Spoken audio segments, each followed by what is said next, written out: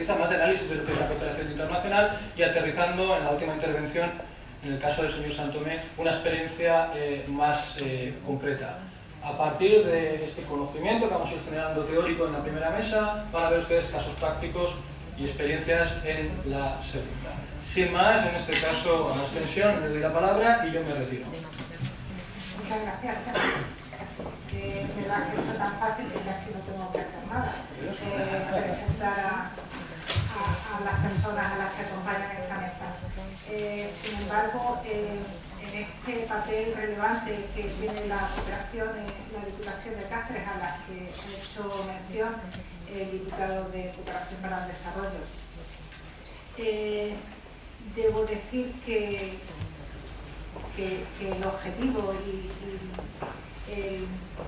el fondo de esta cooperación está también muy fundamental en el feminismo, con lo cual el género y el desarrollo van a ir muy ligados entre la Diputación. Esto me exige, como algunas de las personas que están en esta mesa, que la escasa participación de mujeres en esta mesa no se debe a que no tengamos mucho tiempo, que también, a que seamos pocas, que no, somos muchas, estamos en la base, estamos trabajando, y es verdad que tenemos algunas dificultades añadidas que no nos permiten estar en otros puestos o que nos impiden estar en otros puestos. De todas formas, agradezco el esfuerzo de decir que deberíamos estar más, porque debemos estar más, y en ello vamos a trabajar todo el mundo.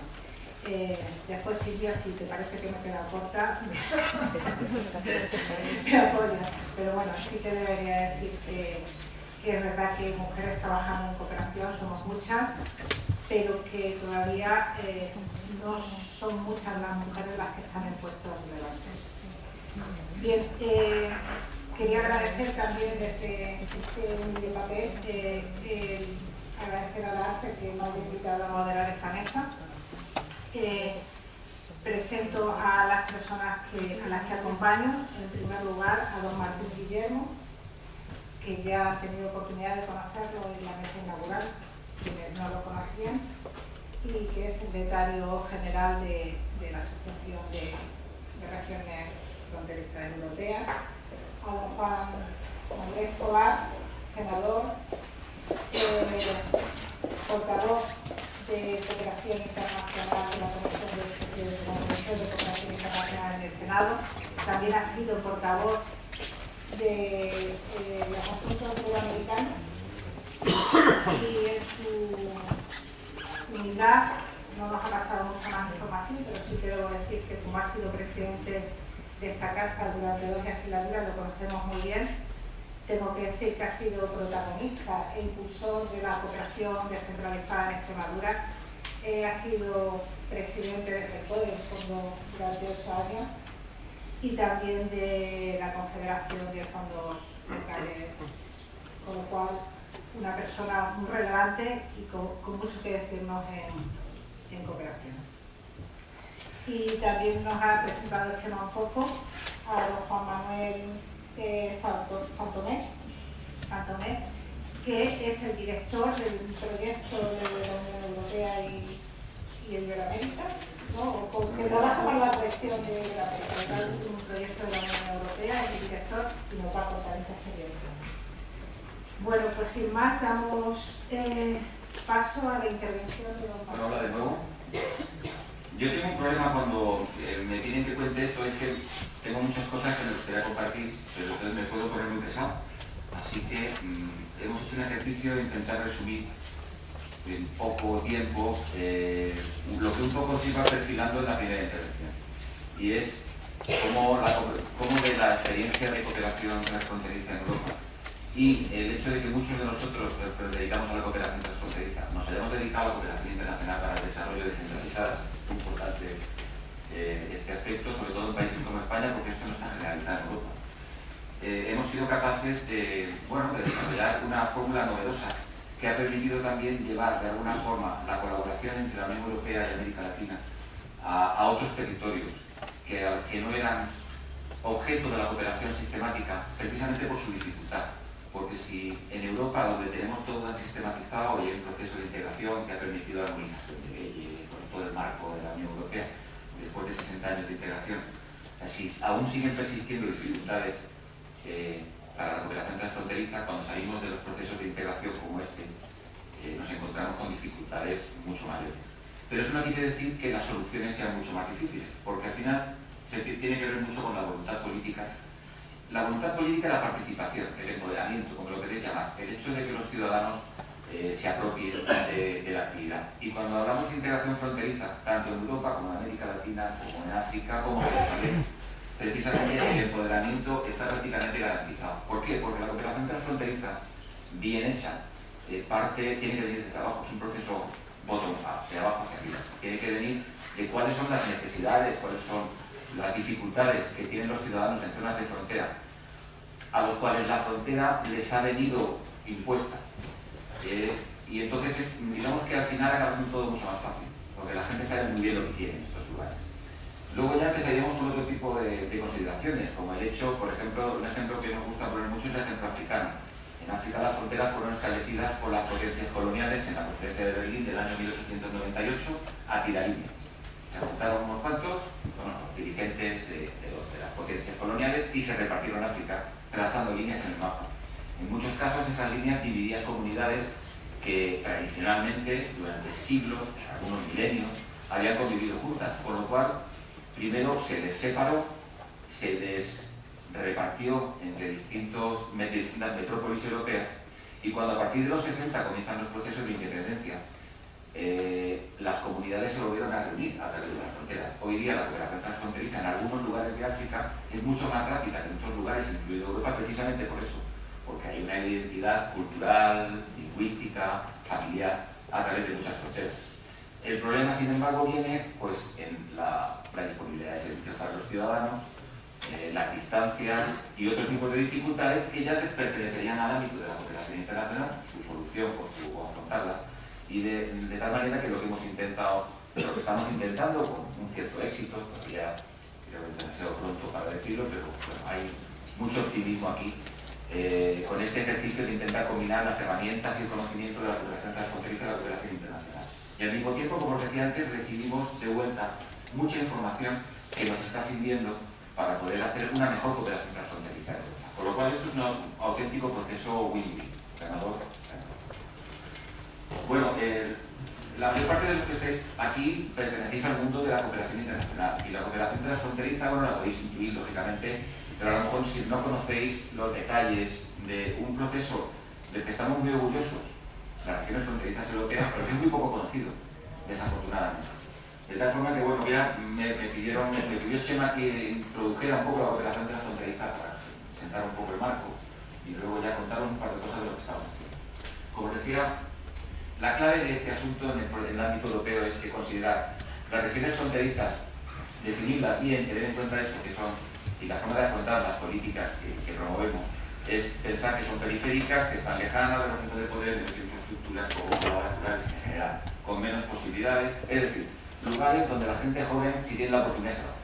Es decir, que si hay generalmente un flujo negativo de talento desde los países menos desarrollados o los más desarrollados, desde los centros menos dinámicos o los más dinámicos, cuando tomamos un país en concreto, esto ocurre desde las zonas fronterizas periféricas hacia el centro de una forma mucho más evidente, y además mucho más sangrante, porque si no se toman medidas de discriminación positiva para estos territorios, se les condena a que estén cada vez menos poblados, que tengan menos servicios, que haya menos masa crítica, etc. Lo que intentamos es revertirlo, de alguna manera.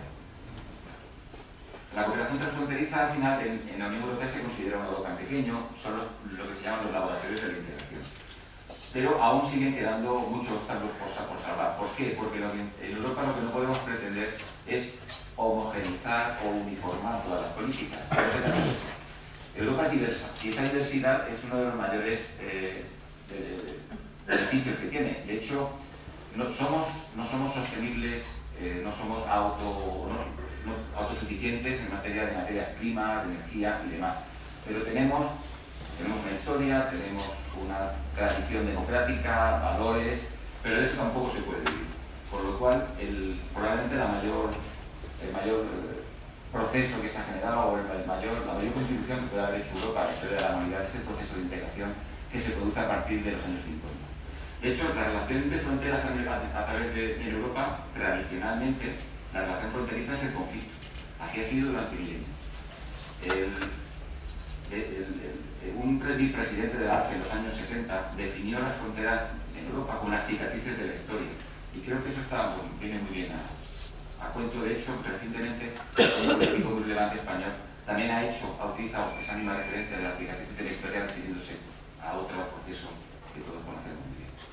Hoy día, como decía antes Rosa, la Unión Europea, después de 60 años, hace 2 semanas, ha presentado una comunicación en la que expone una serie de herramientas para salvar los obstáculos que existen a través de las fronteras. Y esta es la cuestión. No queremos quitar las fronteras, no queremos uniformar Europa. Lo que sí queremos es que haya, manteniendo la diversidad de los distintos territorios, y no me refiero solamente a los Estados-nación, el poder seguir creciendo juntos respetando esas diferencias. Entonces eso es muy complicado, pero no es imposible. Tenemos ejemplos de todo tipo en Europa de haber podido salvar esas asimetrías.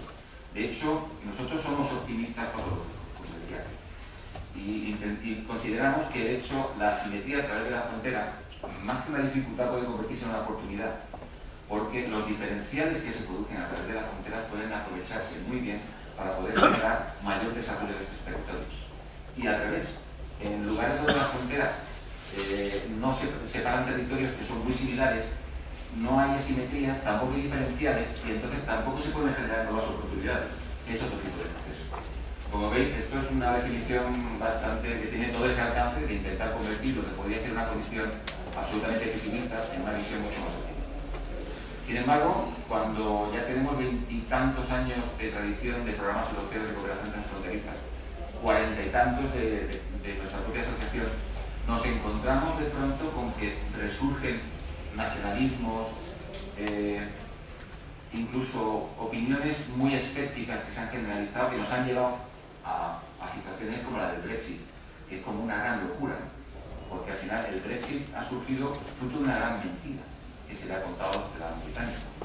Hay algunas verdades, pero el elemento conductor de todo el Brexit es una enorme mentira.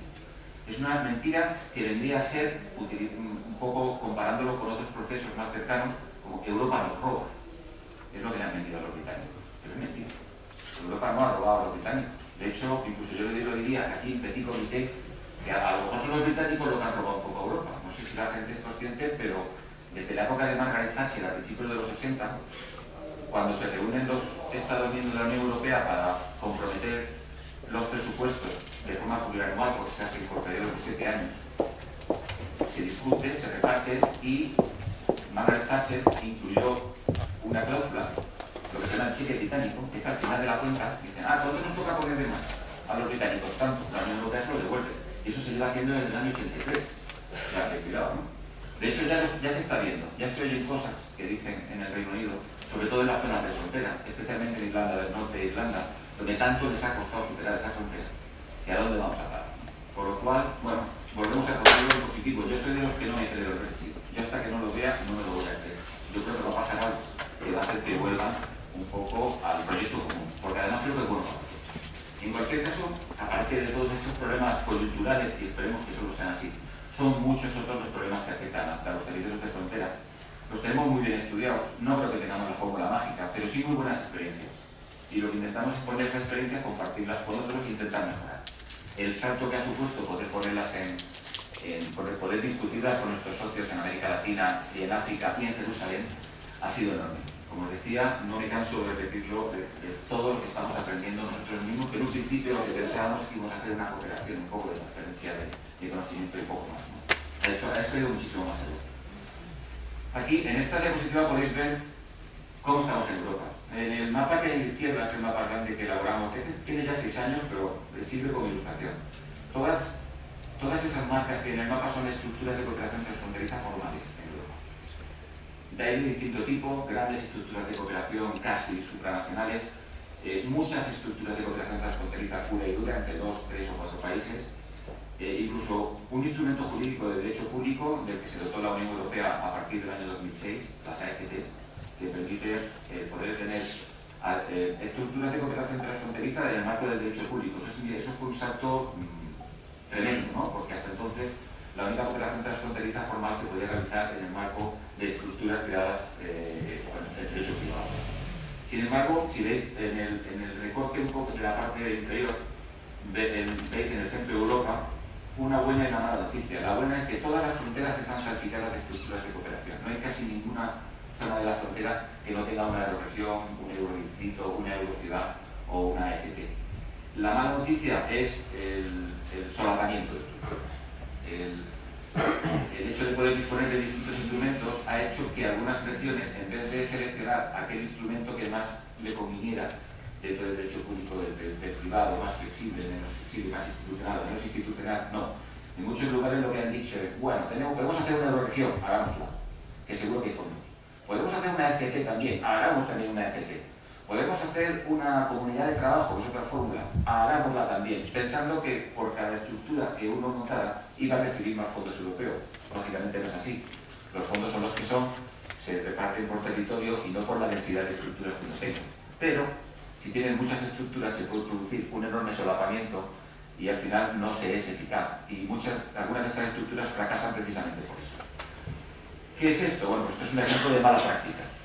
Tenemos muchísimos instrumentos que intentan poner a disposición de los ciudadanos o de las instituciones en las regiones fronterizas europeas y al final, en vez de hacer un ejercicio inteligente de buscar cuál es lo que más nos conviene, hacemos ese ejercicio poco inteligente de intentar tenerlo todo, con lo cual al final nos podemos quedar sin nada. Así que, sin embargo, ponemos el ejemplo también en el lado derecho de la península ibérica, donde las estructuras están, bueno, menos solapadas. Tenemos las regiones fronterizas, tenemos algunas euroregiones que son estructuras de coordinación, como en la que nos encontramos, Euroace, que es la estructura de coordinación entre Extremadura y las regiones portuguesas de Centro y Alentejo, y que no tiene estructura propia. La euroregión no tiene personal, simplemente es una estructura de coordinación que se basa en los espacios funcionales que son diseñados por las políticas de la Unión Europea después de sucesivas fases de los programas de cooperación transfronteriza que se conocen como Interreg, para que no lo conozcan. Hombre, que lo diga yo que soy español, pero sí es verdad que digamos que es bastante más racional la forma en la que se ha distribuido el trabajo de la cooperación transfronteriza en la península ibérica, particularmente en la frontera entre España y Portugal. El caso de la frontera entre España y Francia es un caso muy particular porque tiene un Estado no miembro de la Unión Europea, pero asociado, y sin embargo el programa correspondiente de cooperación transfronteriza es POCTEFA, es el programa de cooperación transfronteriza España, Francia y Andorra. Funciona bastante bien, hay una comunidad de trabajo de los Pirineos y han tenido enorme éxito. De hecho, algunos de los proyectos banderas de la cooperación transfronteriza europea e internacional está en esta frontera, como es el caso del Hospital Transfronterizo de la Cerdaña. Un hospital, el típico caso de cooperación transfronteriza elevado al máximo, ¿no? Territorios poco poblados donde hay masa crítica para tener infraestructuras como un hospital en un lado de la frontera, con lo cual tienen que a lo mejor acercarse a un hospital que está a 1, a 2 o a 3 horas de distancia, por lo que ello supone de problemas de salud. Sin embargo, en el otro lado de la frontera ocurría lo mismo. Entonces, lo que nosotros llevábamos años diciendo, oiga, en estas zonas piensen de forma funcional, en vez de calcular para hacer un hospital en un lado y otro en el otro, cosa que no se va a poder hacer nunca. Nunca vamos a poder tener todos hospitales cuando no hay al menos 60 o 70 mil habitantes, si no era el caso. ¿Por qué no pensamos en toda la zona funcional y hacemos un solo hospital? Oiga, es que aquí tenemos un problema, es que en el lado del sur está súper descentralizado. A pesar de lo que algunos digan, España es un país bastante descentralizado. Las competencias de sanidad plenas las tienen las comunidades autónomas. En el caso francés no es así, es un país más centralizado, al menos teóricamente, y la sanidad depende de París, del ministerio. ¿No? ¿Os imagináis lo que supuso decirle a los franceses que para poder hacer este hospital, la ministra francesa tenía que sentarse con la consellera de Sanidad de la Generalitat de Cataluña? No, yo tengo que verme con la ministra española, entonces la ministra. Entonces la ministra española decía, yo voy, pero yo no soy competente, es la Generalitat. Bueno, eso tardamos 4 años en que nos aclararon. Luego la fórmula. ¿Cómo hacemos? Una fundación. Claro, el sistema sanitario español, catalán, es distinto del sistema sanitario francés. Nuestro sistema es totalmente distinto, tiene una estructura totalmente distinta, la cartera de servicios es distinta, la forma de relación con el paciente es distinta. Bueno, pues todos esos grupos técnicos se fueron sentando, fueron buscando. ¿Cuál fue la fórmula que se empleó al final? Las AFPs, las Agrupaciones Europeas de Cooperación Territorial, esas estructuras de derecho público de las que os hablaba, que en un primer momento se diseñaron como alternativa a las euroregiones, que era una cosa un poco más informal, pero que uno de los primeros grandes éxitos fue que se pudo hacer un hospital transfronterizo público entre el sistema francés de salud y el sistema catalán de salud. ¿Os imagináis el alcance que tiene eso? Eso hace 10-15 años es impensable. Bien, pues pequeña anécdota. Este proceso empezó en el año 2002, más o menos. En el año 2011 todavía no teníamos esto resuelto. Y nos encontramos con el embajador de Arran, que entonces presentaba el programa de frontera de la Unión Africana. Nos oyó hablar del hospital de la Cerdaña y me dijo: tenemos un caso similar entre Malí y Burkina Faso, que no hay masa crítica para tener un hospital, pero nos hace falta un hospital en la zona. 2011, fue 2011, 2010. Bueno, ahí le comentamos cómo funcionó. Al año siguiente nos volvimos a encontrar en otra actividad y me preguntó: Martín, ¿cómo va el hospital de la Cerdaña? Ahí estamos, vamos a hacer al final una SP, pero no se ha abierto. De hecho, se abrió en septiembre de 2014. Y yo le pregunté, digo, ¿el tuyo qué tal? Y dice, pues ya lo hemos abierto. Lo habían abierto, simplemente vieron la necesidad, dijeron, pues vamos a hacer un hospital transfronterizo. Se habló con los gobiernos, se buscó el apoyo de la Unión Africana, se pusieron a trabajar y un año aproximadamente tiene el hospital montado. Y creo que ahí vamos a ver luego un vídeo al respecto. La lección de humildad fue tremenda. Yo no digo que el hospital de la Cerdaña se haya podido hacer gracias a eso, pero cuando fuimos y hablamos con los actores del hospital de la Cerdaña, pues se les cayó la cara de vergüenza. Porque a pesar de Europa, de todo el proceso, de todas las herramientas, de los fondos, de la voluntad política, de todo eso, al final vinieron nuestros amigos en un momento en el que la zona de África Occidental no es que precisamente estuvieran en el mejor de los momentos a nivel político, social y demás, y sin embargo hicieron su especial. Así que todo esto, pues bueno, nos puso los pies en el suelo y a los que venimos del mundo de la cooperación internacional, pues en el fondo esbozamos una pequeña sonrisa.